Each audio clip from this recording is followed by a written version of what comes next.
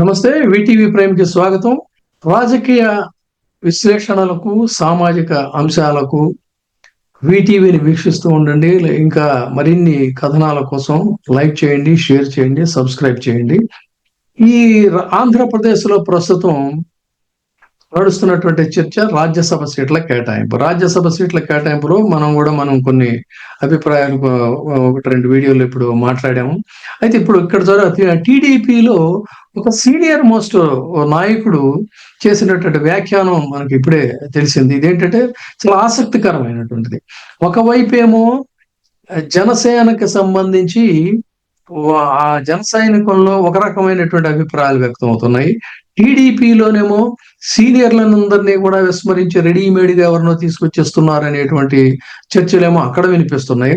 అసలు కించిత్ పార్టీతో సంబంధం లేనటువంటి వ్యక్తులు రెడీమేడ్ గా తీసుకొచ్చి ఆర్ కృష్ణకి ఇవ్వటం అనేది బీజేపీలో నడుస్తుంది. ఇట్లా సరే రకరకాల కథనాలు నడుస్తున్నాయి. కానీ ఇక్కడ ఈ కంటిన్యూషన్ లో, ఈ డిబేట్స్ డిస్కషన్స్ కంటిన్యూషన్ లో ఒక ఆసక్తికరమైనది ఏంటంటే, ఒక సీనియర్ మోస్ట్ టీడీపీ లీడరు ఆయన వ్యాఖ్యానించింది ఏంటంటే, మాలో చాలా మంది కంటే కూడా నాగబాబు బెటర్ కదా అనేటువంటిది ఒక టీడీపీ ఆయన ఆసక్తికరమైన వ్యాఖ్యానం చేశాడు.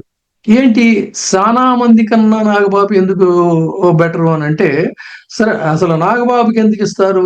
ఆయన ఏమన్నా రాజకీయాల్లో ఉన్నాడా?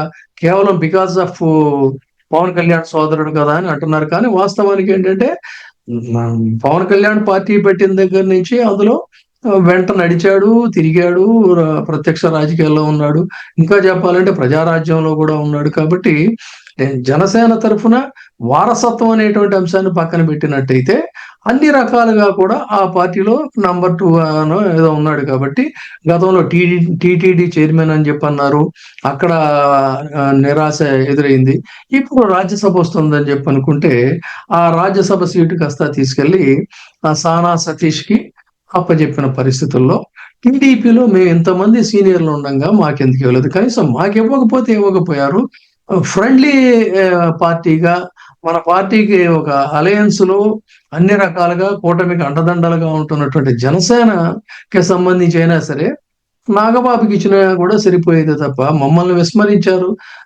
అయితే ఫ్రెండ్లీ ఆస్పెక్ట్ లో అనివార్యంగా ఇవ్వాల్సి వచ్చింది కాబట్టి నాగబాబుకి ఇచ్చామని చెప్పంటే అలా కొంత మాకు బాధ అనిపించినా కూడా సర్దుబాటు చేసుకునేవాళ్ళం. కానీ అటు నాగబాబుకి కాదనకుండా, ఇటు మాకు కాకుండా నాగబాబుకి కాకుండా రెడీమేడ్ గా తీసుకొచ్చి పైగా ఈయనేమన్నా సచ్చీలుడా, ఒక క్లీన్ ఇమేజ్ ఉన్న పర్సన్ అంటే అది కాదు. ఇన్ని రకాల ఆరోపణలు స్వయంగా మన భజన చేసేటువంటి పత్రికలు, భజన చేసే మీడియాలోనే అనేక రకాలైనటువంటి కథనాలు వస్తున్న నేపథ్యంలో తనని తీసుకెళ్ళి అక్కడ కూర్చోబెడితే మన ప్రతిష్ట ఏముంటుంది, పరువు ఏముంటుంది, పార్టీ ఇమేజ్ ఏముంటుంది అని చెప్పని వీళ్ళు వాపోతూ ఆ సీనియర్ వ్యాఖ్యానం ఏంటంటే, మాలో చాలా మంది కంటే కూడా నాగబాబుకి ఇస్తే చాలా బెటర్ అని చెప్పని అంటున్నారు. సో మరి నాగబాబు కేవలం మంత్రి పదవి ఇవ్వడం వల్ల ఏం జరుగుతుంది అంటే జరిగేదండి. ఇప్పటికే బీజేపీ జనసేనని నెత్తికెత్తుకుంది.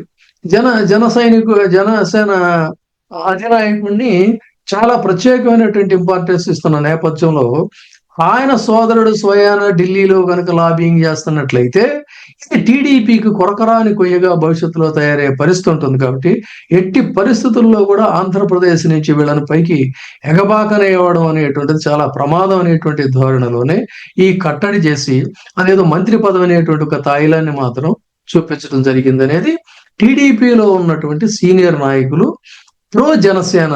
ఇక్కడ టీడీపీలో కూడా మళ్ళీ 2 వర్గాలు ఉన్నాయి. ఈ ప్రో జనసేనగా ఉండేటువంటి వాళ్ళు చేస్తున్నటువంటి వ్యాఖ్యానాలు ఇవి. ఇది ఒక తరహా వ్యాఖ్యానం. సో ముందు ఇంకా ఇవన్నీ కూడా ముందుకు బయటకు వస్తాయనేటువంటిది ఎదురు చూస్తూనే ఉండండి. లైక్ చేయండి, షేర్ చేయండి, సబ్స్క్రైబ్ చేయండి. వీటీవీ, మీ ఉత్తమాభిరుచుల సమ్మేళనం వీటీవీ. ఇప్పుడే సబ్స్క్రైబ్ చేయండి, లైక్ చేయండి, షేర్ చేయండి. వీటీవీ ప్రైమ్, మీ ఉత్తమాభిరుచుల సమ్మేళనం.